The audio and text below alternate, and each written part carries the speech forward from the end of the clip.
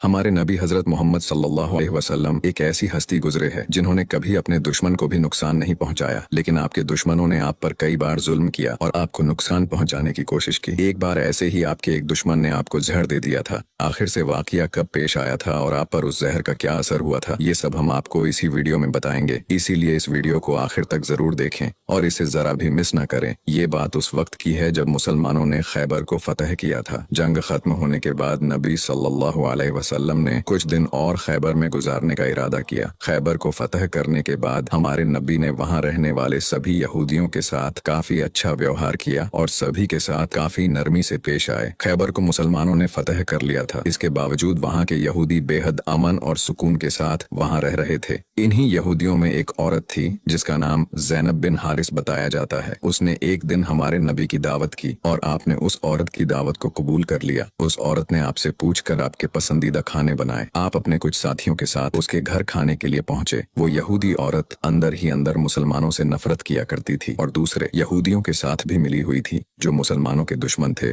उस औरत ने खाने में पेश होने वाले बकरी के गोश्त में जहर मिला दिया था। जब जहर से भरे उस गोश्त को आपके सामने पेश किया गया और आपने खाने के लिए एक निवाला उठाया और अपने मुंह में रखा तो आप समझ गए कि इसमें जहर मिला हुआ है। आपने तुरंत अपने साथियों को खाना खाने से रोक दिया और कहा कि इसमें जहर मिला हुआ है, लेकिन अफसोस के आपके कुछ साथी उस वक्त तक कुछ गोश्त खा चुके थे जिसकी वजह से उनकी शहादत हो गई। कहा जाता है कि जहर के बारे में हमारे नबी को उस जहर की बोटी ने ही खबरदार किया था। इस वाक़े के बाद उस औरत के साथ साथ उसके सभी साथियों से पूछताछ की गई तो उन्होंने न सिर्फ अपना गुनाह कबूल किया बल्कि ये भी कहा कि हमने आपके साथ ये इसलिए किया क्योंकि हम ये देखना चाहते थे कि आप अल्लाह के सच्चे नबी हैं या नहीं। अगर आप अल्लाह के सच्चे नबी हैं तो इस जहर का आप पर असर नहीं होगा और अगर आप अल्लाह के नबी नहीं हैं तो हमें आपसे छुटकारा मिलेगा। ये बात तो सब जानते हैं कि हमारे नबी ने कभी किसी से बदला नहीं लिया, जबकि आप पर कई बार बहुत जुल्म किया गया जिसके बारे में कोई सोच भी नहीं सकता। लेकिन जब उस जहर की वजह से आपके सहाबा की शहादत हुई थी तो कानून के मुताबिक उस औरत को भी कत्ल कर दिया गया। लेकिन कुछ रिवायतों में आता है कि उस औरत ने खुदकुशी कर ली थी। वही कुछ रिवायतों में कहा जाता है कि उस औरत को माफ कर दिया गया था। इस बारे में कई मुफस्सरीन अपनी अलग अलग राय रखते हैं। एक हदीस में हजरत आयशा फरमाती है कि जब नबी सल्लल्लाहु अलैहि वसल्लम की जिंदगी के आखिरी दिन चल रहे थे और आप बीमार रहा करते थे, उस समय आप कहा करते थे कि खैबर में जो मैंने जहर से मिले हुए गोश्त का टुकड़ा खाया था उसका दर्द मैं आज भी महसूस कर सकता हूँ। ये बात कई किताबों से साबित है कि उस जहर का असर हमारे नबी के आखिरी दिनों में देखा गया था और इसी जहर के असर ने आपकी वफात में एक अहम किरदार अदा दिया था।